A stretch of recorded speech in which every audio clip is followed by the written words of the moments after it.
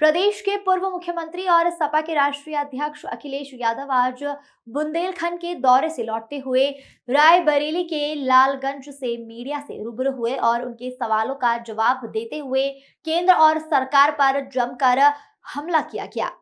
सड़क से लेकर शिक्षा को लेकर सरकार पर जमकर निशाना साधा गया और साथ ही रायबरेली के विकास के लिए खुद को और सपा को श्रेय दिया।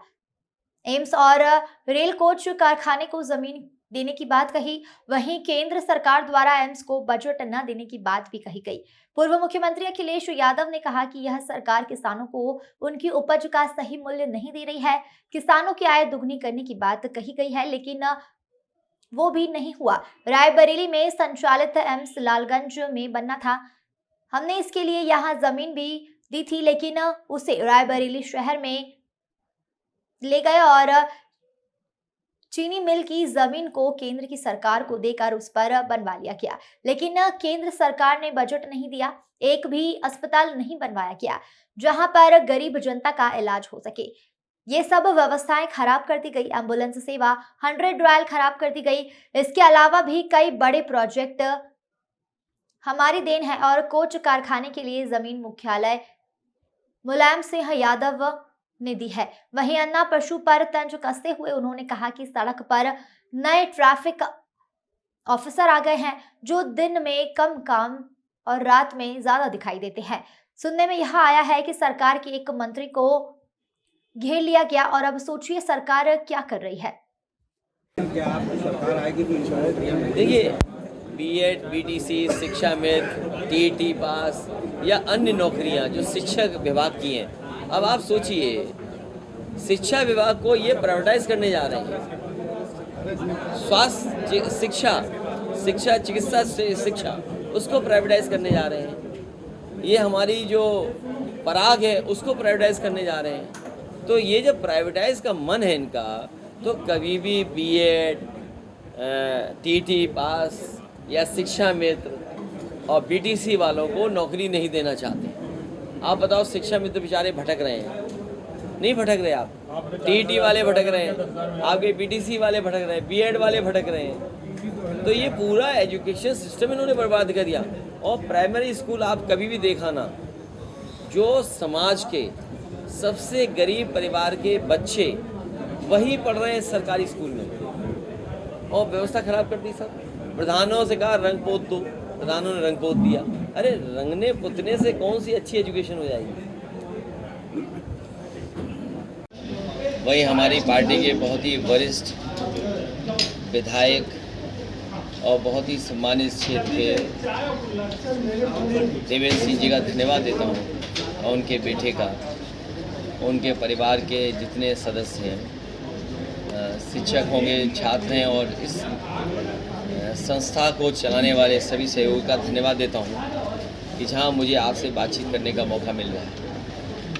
हमारे साथ लखनऊ यूनिवर्सिटी के प्रोफेसर सुनीत पवार जी हैं।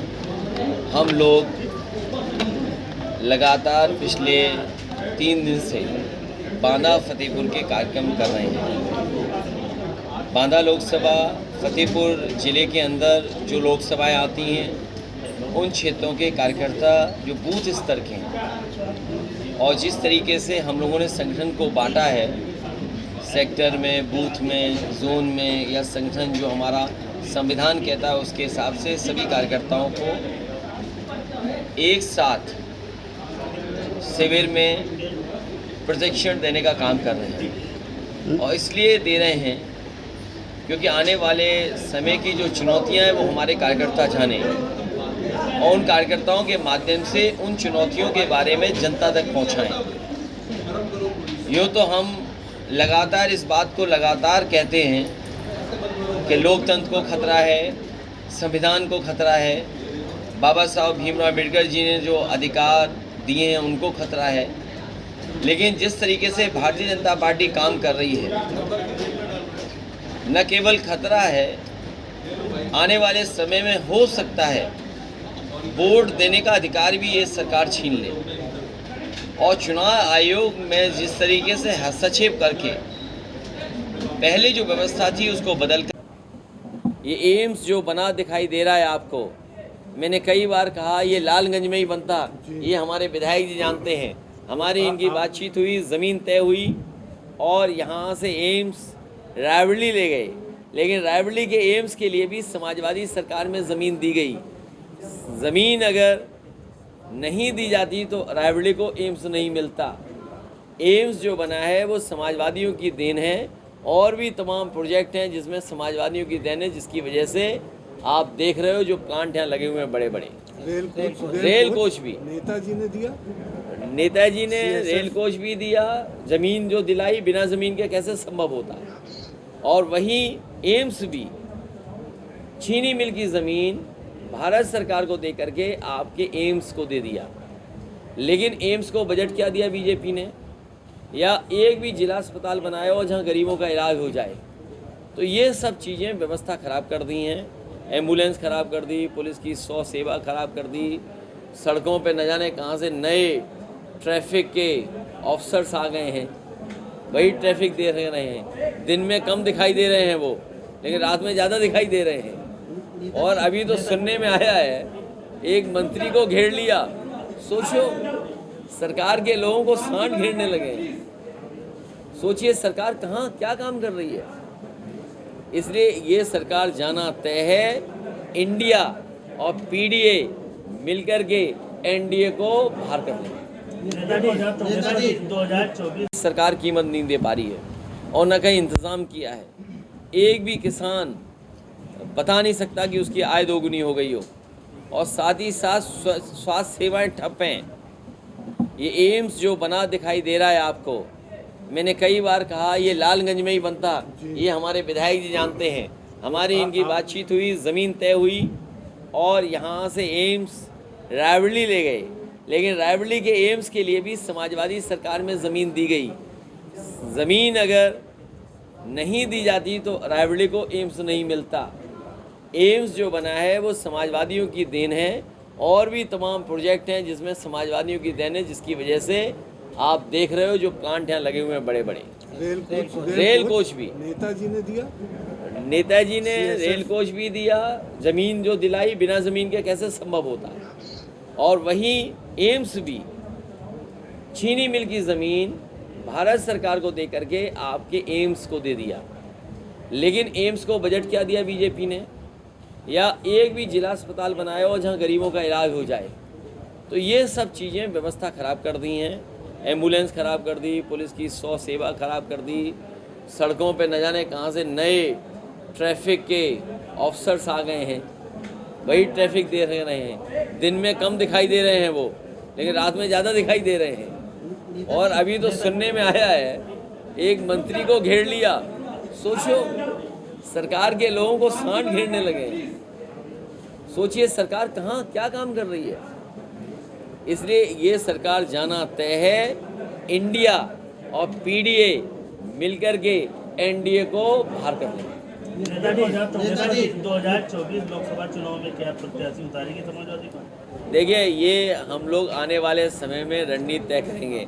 मैं जानता हूँ कि अगर कोई बात ऐसी कह देंगे तो उसके लिए आपकी खबर दिल्ली से लेकर के जाने कहाँ पहुँच जाएगी। लेकिन इंडिया गठबंधन का प्रत्याशी यहाँ लड़ेगा। 2024 का चुनाव जो है भैया, आप आएंगे उत्तर प्रदेश में, खास करके रायबरेली की मैं बात करूंगा। आपको 5 में से 4 सीटें दिया था समाजवादी पार्टी को रायबरेली ने, जिसमें माननीय विधायक जी भी शामिल है। तो क्या समाजवादी पार्टी आने वाले जब तक में सरकार बनाएगी तो रायबरेली के लिए कोई विशेष पैकेज देगी? रायबरेली क्योंकि पहले से ही वीआईपी है, फिर एक और वी लग गया उसमें, वीआईपी हो गया। हमारी सरकार बना दो, हम ट्रिपल वीआईपी कर देंगे। उत्तर प्रदेश के मुख्यमंत्री ने भाई पहले वीआईपी था, फिर वीवीआईपी हो गया। हमारी सरकार बना दो, हम ट्रिपल वीआईपी बना देंगे। मुख्यमंत्री जी 1 करोड़ रोजगार प्रतिवर्ष देने की, अरे उनकी बात मत माना करो, बहुत झूठ बोलते हैं। देखो ऐसा है, अब आप उनकी बातें मत मानो, और मैं आपसे भी अपील करता हूँ कि जनता को आप भी समझाइए कि जो भगवान की कसम खा के झूठ बोलते हो, माँ गंगा मैया की कसम खा के झूठ बोला जाए। अभी मैं आ रहा था, हालांकि वो तो हर वर्ष होता है, वो दुकानें डूब जाना, क्योंकि वो बांस और टेम्परेरी लगाते हैं बाज़ार और मेला और मंदिर का जब आयोजन होता है उस हिसाब से लगता है बाज़ार। लेकिन क्या गंगा साफ़ हो गई? माँ गंगा साफ़ हो गई? आप उसको सोचो। तो ये लोग भगवान का नाम लेके झूठ बोलते हैं, दुख इस बात का भैया है। 2024 का चुनाव जो है, जो आप लोग इंडिया से लड़ रहे हैं, इंडिया के खिलाफ, किन मुद्दों पर जाएंगे आप? जनता के देखिए, जनता अभी भी किसान को और किसान के घर में वो खुशहाली नहीं पहुंची जो पहुंच जानी चाहिए। गन्ना के किसानों का बकाया है, गेहूं की खरीद नहीं हो पाई, मक्का में कोई कीमत नहीं मिली, आने वाली फसल जो धान की उसकी कोई तैयारी नहीं है। तो ये तमाम चीज़ें उन्हीं के परिवार का बेटा घर बैठा है, नौकरी नहीं, रोजगार नहीं, उसकी खुशहाली के लिए इन्होंने रास्ते नहीं खोले। और बिजली का बिल कितना आ रहा है? जो गरीबों को रिफाइंड तेल दिया गया था वो मिलावट वाला था, 2-2, 3-3 तेल मिला दिए थे। 100 रुपए के अनाज पे वोट मांग रहे हैं, हमारे किसान को गुमराह कर रहे हैं। सम्मान राशि, ये सम्मान राशि इसलिए दी जा रही है जिससे किसान को खुशहाली ना आए। अगर इन्हें खुशहाली लानी है तो उसकी पैदावार की सही कीमत दे दें, आय दोगुनी हो तो पैदावार की कीमत दें ये लोग। तो ये कीमत दे नहीं रहे उनकी, बिजली का बिल दे रहे, मीटर लगा दिया, हर घर में हर किसान को हज़ारों का बिल देना पड़ रहा है। तो ये खुशहाली के रास्ते पे नहीं ले जा रहे हैं। समाजवादी पार्टी, इंडिया गठबंधन, पीडीए को साथ लेकर के खुशहाली का रास्ते पर ले जाने का काम है। किसान उम्मीद रखें कि उनके नलकूप का बिल फ्री होगा आपकी सरकार? देखिए, न केवल नलकूप, मैं समझता हूँ किसानों को विशेष सुविधाएं हमेशा मिलनी चाहिए। समाजवादी पार्टी थी तो फ्री सिंचाई कर दी थी, मंडी में खरीद शुरू कर दी थी। ये एम्बुलेंस भी जो है ये किसानों के लिए है। ये जो 100-112 हो गई ये भी गरीबों किसानों के लिए है। हमें बिजली में सुविधा देनी पड़े या अन्य सुविधा देना पड़े, समाजवादियों को जब भी मौका मिलेगा हम किसानों को विशेष सुविधाएं देंगे। उसमें चाहे सिंचाई की हो, बीज की हो, खाद की हो, उनकी खरीद की हो पैदावार की, और चाहे बिजली की सुविधा हो, इलाज की हो, उनके जानवरों को रख रखाव की सुविधा हो।